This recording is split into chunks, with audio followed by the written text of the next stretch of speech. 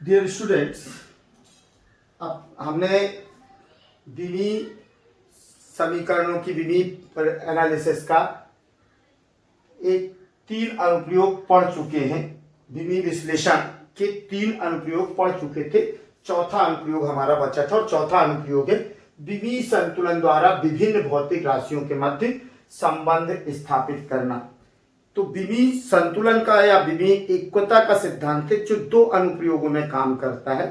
पहला कि विमी समीकरणों की सत्यता की जांच करना और दूसरा विमी संतुलन द्वारा विभिन्न भौतिक राशियों के मध्य संबंध स्थापित करना। तो विमी एकता या विमी संतुलन का सिद्धांत क्या? तो विमी एकता का सिद्धांत किसी भी भौतिक राशि के समीकरण में, किसी भी भौतिक राशि के समीकरण में उसके प्रत्येक पद का विमी समीकरण एक समान होता है। इसे ही विमी एकता का सिद्धांत या विमी संतुलन का सिद्धांत कहते हैं।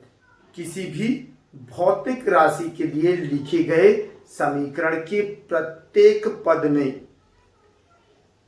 भौतिक राशि की विमाओं का मान एक समान होता है। इसे ही विमी एकता या विमी संतुलन का सिद्धांत कहते हैं। फिर से रिपीट कर रहा हूं, किसी भी भौतिक राशि के लिए लिखे गए समीकरण में उसके प्रत्येक पद का विमीय समीकरण एक समान होने पर ही वह विमीय रूप से सत्य, विमी विश्लेषण के द्वारा सत्य होता है, अन्यथा नहीं। और ये सिद्धांत किस पर आधारित है कि किसी भी भौतिक राशि को, एक समान प्रकार की भौतिक राशियों को ही जोड़ा या घटाया जा सकता है।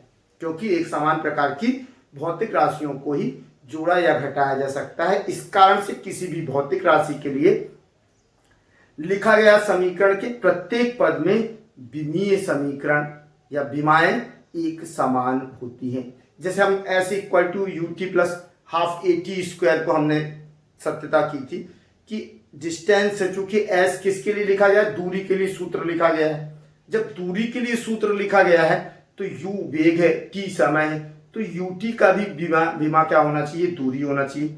u इंटू टी भी क्या होना चाहिए? दूरी। इसी प्रकार से हाफ at स्क्वायर, हाफ तो कांस्टेंट हो गया, a इंटू टी स्क्वायर भी दूरी होना चाहिए। क्योंकि दूरी के लिए लिखा गया है तो 2 दूरियां ही आपस में जुड़ सकती हैं। अर्थात s का डायमेंशन भी l है, ut का भी डायमेंशन l है और at स्क्वायर का भी डायमेंशन l है। तो ये विमीय रूप से सत्य है। यही विमीय संतुलन का या एकता का सिद्धांत है कि सभी समान भौतिक राशियों को ही आपस में एक दूसरे से जोड़ा या घटाया जा सकता है। तो ये तो रहा विमीय एकता का सिद्धांत जो मैंने पहले नहीं बताया शायद। अब हम आते हैं जो हमारा चौथा अनुप्रयोग है कि विभिन्न भौतिक राशियों के मध्य विमीय संतुलन द्वारा विभिन्न भौतिक राशियों के मध्य संबंध स्थापित करना।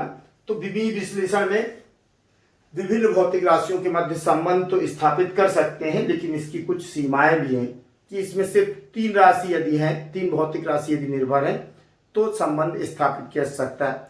किसी एक भौतिक राशि के यदि निर्भर भौतिक तत्वों को, भौतिक राशियों को हमें ज्ञात हुआ में, तो हम उस स्थिति में उस भौतिक राशि के लिए एक व्यंजक स्थापित कर सकते हैं।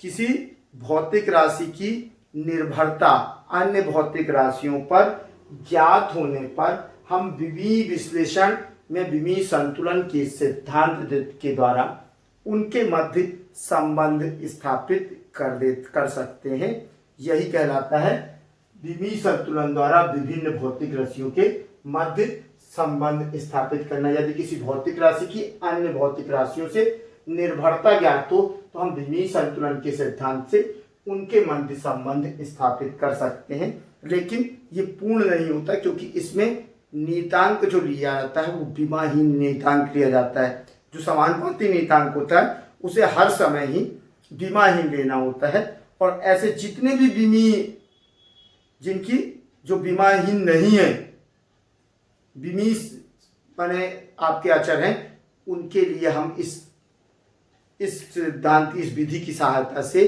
या विमीय विश्लेषण की सहायता से व्यंजक स्थापित नहीं कर सकते। या उनमें हमें दिक्कत आती है।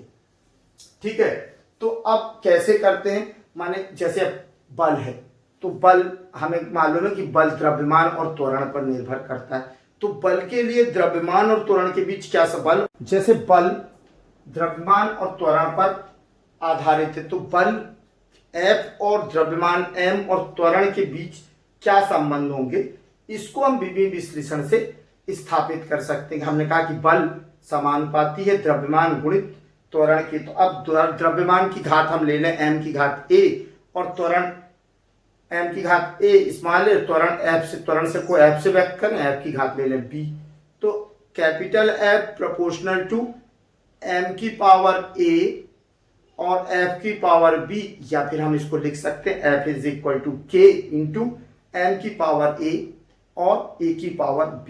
अब f की विमाएं लिख लें हम, अब विमीय समीकरण लिखें तो f की विमाएं लिख लें और दूसरे ओर की सभी भौतिक राशियों की विमाएं लिख लें और फिर इनकी तुलना करें, तो हमें इससे जो इनकी विमाएं हैं, विमा मतलब घातें किसकी, a और b जो हमने ले रखी है, घातें ही विमाएं होती है किसी भौतिक राशि की, मूल भौतिक राशि पर जो घातें चढ़ाई जाती हैं उन्हें ही हम विमा कहते हैं। तो इनकी विमाओं की जब हम तुलना करेंगे तो हमें ए बी का मान मिल जाएगा। इस तरह से एफ ए और ए बी के बीच संबंध स्थापित हो जाता है। अब आते हैं एक उदाहरण पे, अभिकेंद्री बल एफ, चूंकि अभिकेंद्री बल एफ द्रव्यमान, कण के द्रव्यमान, उसके वेग v और गुरुत्वीय त्वरण g पर निर्भर करता है, तो इसके लिए व्यंजक ज्ञात कीजिए। ऐसा ही प्रश्न आएगा कि प्रश्न कह रहा है कि अभिकेंद्री बल किसी वस्तु के द्रव्यमान, उसके वेग v और उसके त्वरण g पर निर्भर करता है, तो अभिकेंद्री बल के लिए व्यंजक ज्ञात कीजिए। हमने कहा माना कि F समानुपाती है m की घात a, द्रव्यमान दिया, द्रव्यमान की घात हमने ले लिया a, वेग की घात ले ली b और त्रिज्या r पे निर्भर करता तो r की घात ले ली c, माने m b r पर निर्भर करता तो ये तीनों पद आएंगे और इनकी घातें क्या है a b c।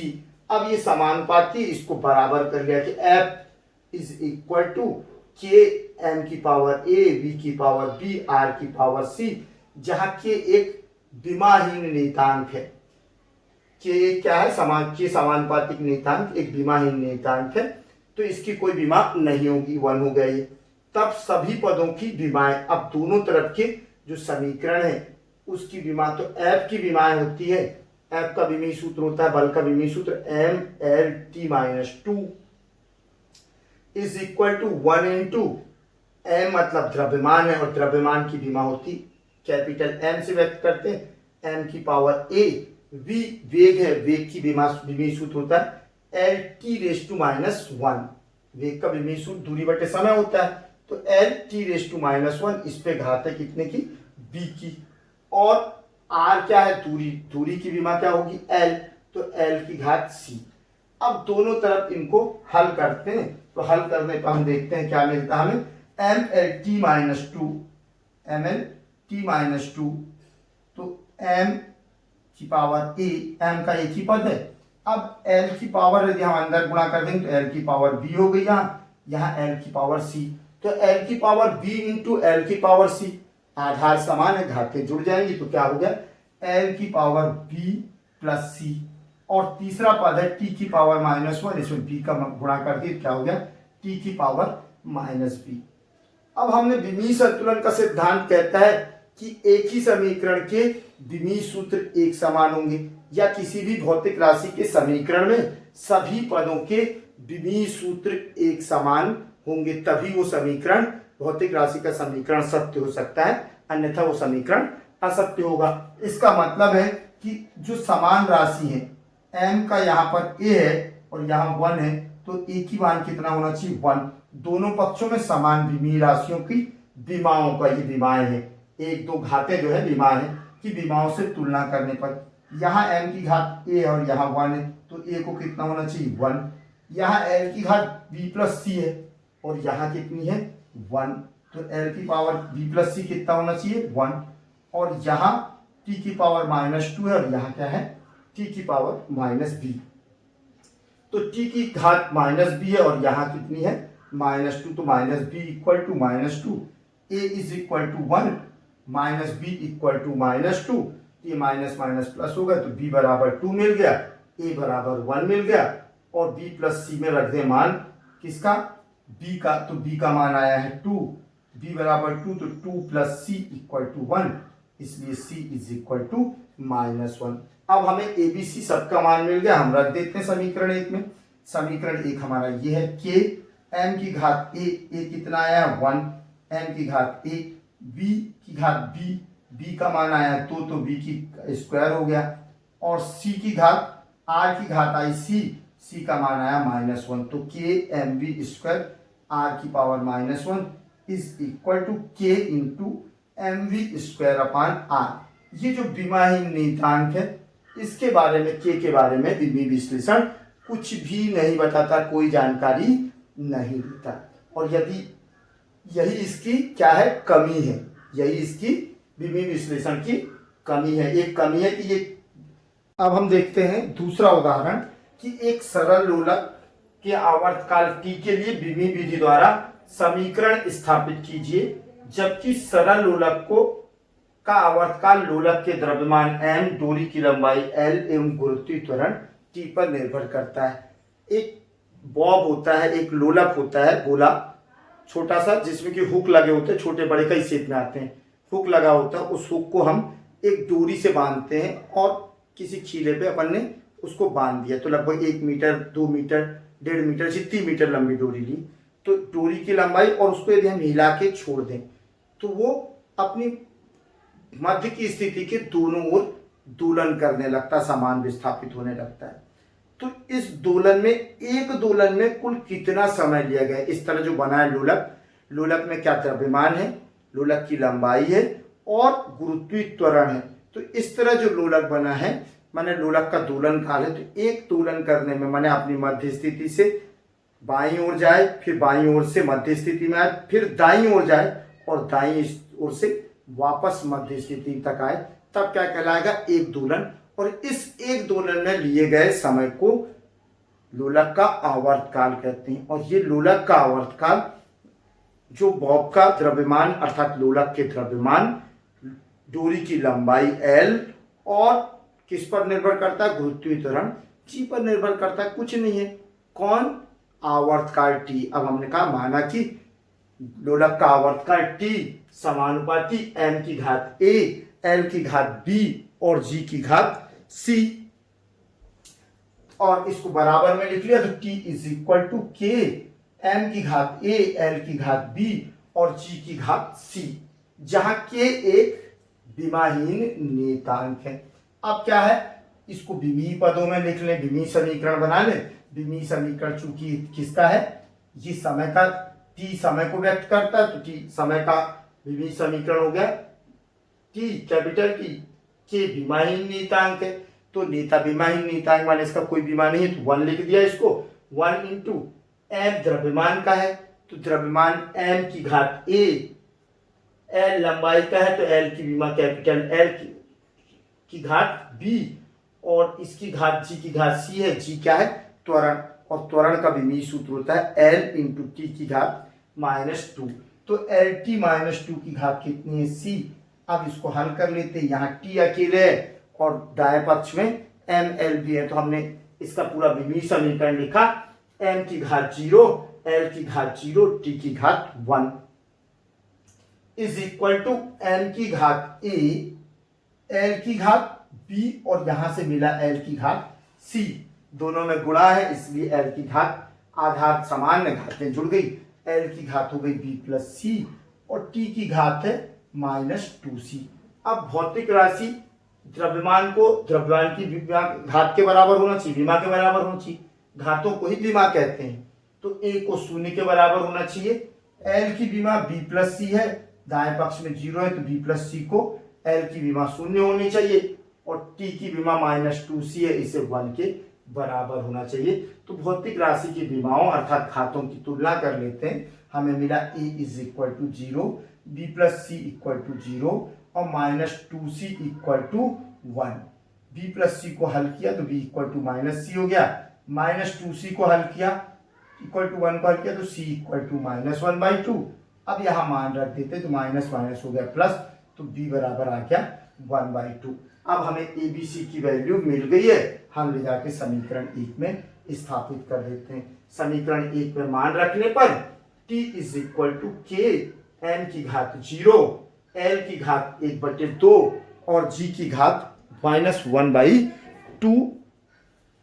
तो इस तरह से अब इसको यदि हम देखें तो इसको लिख सकते हैं के इसकी घात धनात्मक कर दे तो l अपान जी की घात 1/2 t बराबर के इंटू अंडर रूट एल अपान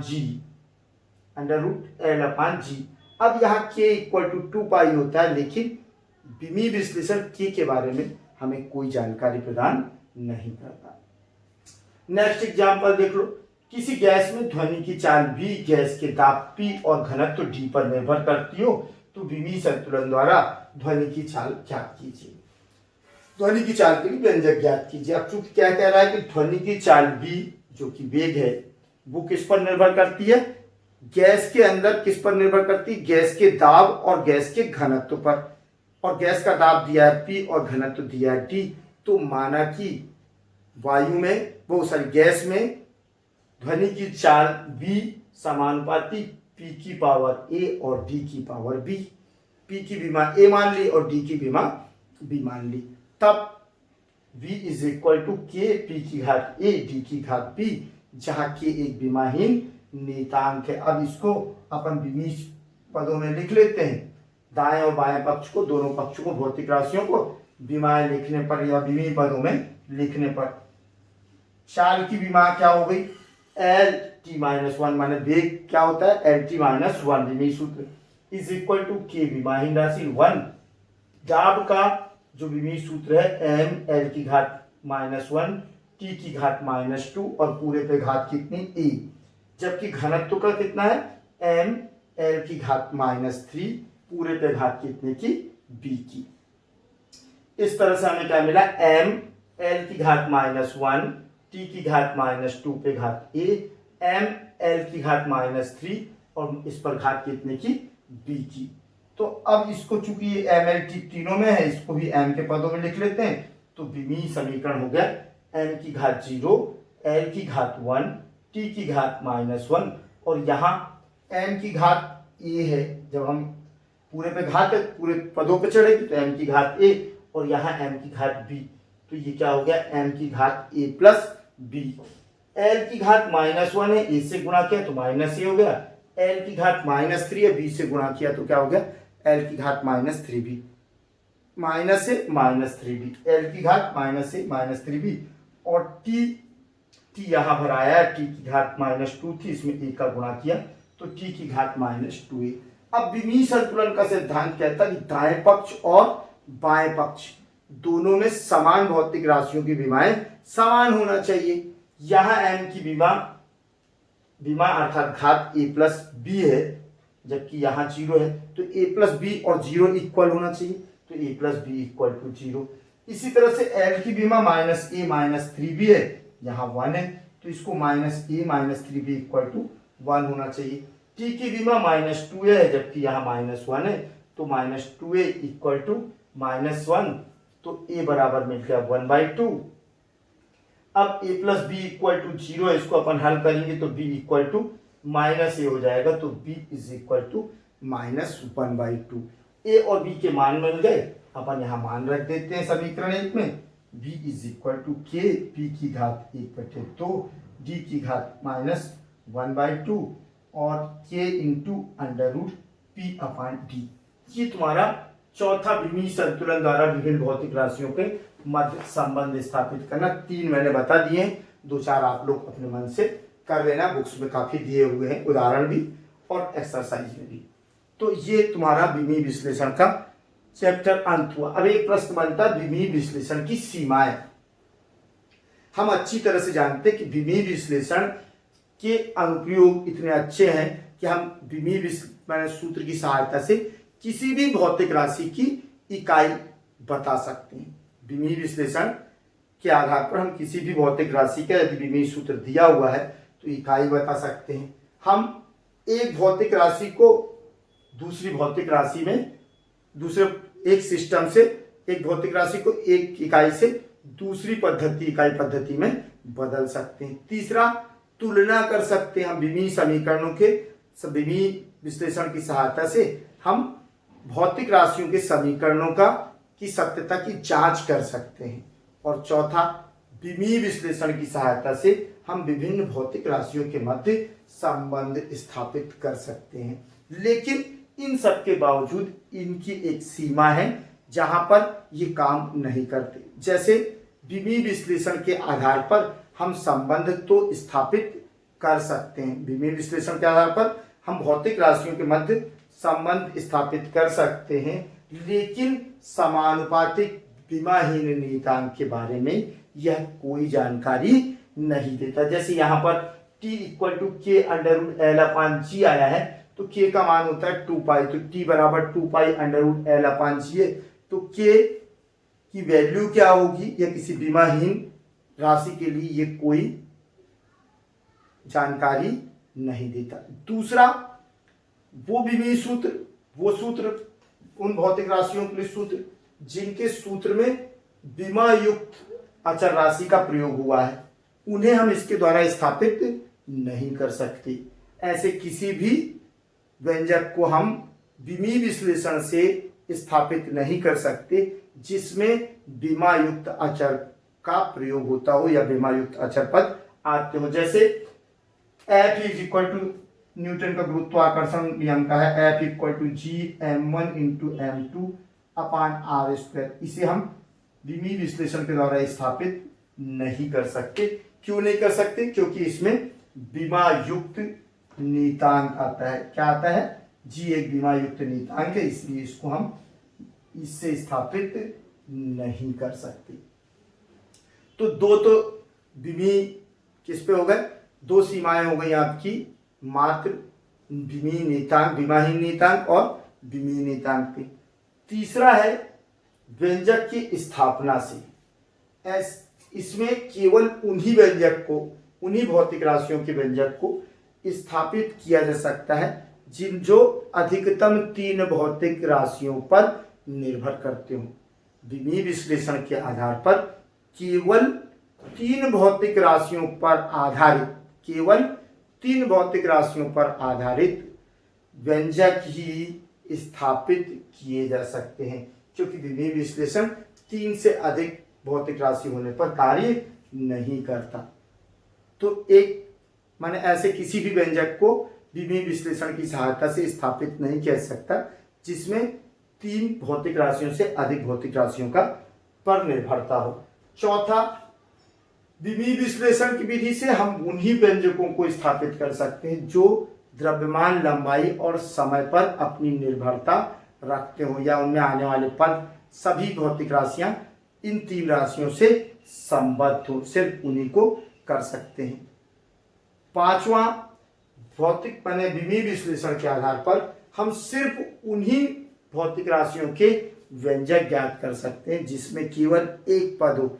एक से अधिक पदों के योग या व्यकलन वाले समीकरणों को, एक से अधिक योग या व्यकलन वाले पदों के लिए विमीय विश्लेषण द्वारा व्यंजक स्थापित नहीं किया जा सकता। जैसे S equal to UT plus half AT² को विमीय विश्लेषण की सहायता से स्थापित नहीं किया जा सकता है। विमीय विश्लेषण द्वारा ऐसे किसी भी व्यंजक को स्थापित नहीं किया जा सकता जिसमें ट्रिग्नोमेट्रिक फंक्शंस, जिसमें त्रिकोणमितीय फलनों का प्रयोग हो, जिसमें चरघातांकी का प्रयोग हो, जिसमें लाग का प्रयोग हो। लाग, चरघातांकी और त्रिकोणमितीय फलनों पर आधारित किसी भी भौतिक व्यंजक राशि के व्यंजक को विमीय विश्लेषण की सहायता से ना स्थापित किया जा सकता, ना ही उसकी सत्यता की जांच की जा सकती। ठीक है। अब एक और है विमीय विश्लेषण में सूत्रों की हो गई।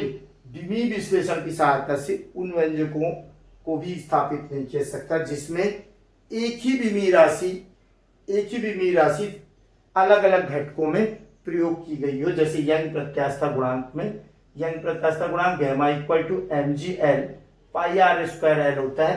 तो यहाँ एल किसके लिए है, लंबाई के लिए, स्मॉल एल भी लंबाई के लिए और आर स्क्वायर भी लंबाई के लिए। तो ये इसका संयुक्त स्वरूप देगा, इसे स्थापित इस स्वरूप में नहीं कर सकता। ये भी एक विमीय विश्लेषण की सीमा है। तो अब आप लोग इनको अपनी पुस्तकों से नोट कर लेना। विमीय विश्लेषण का जो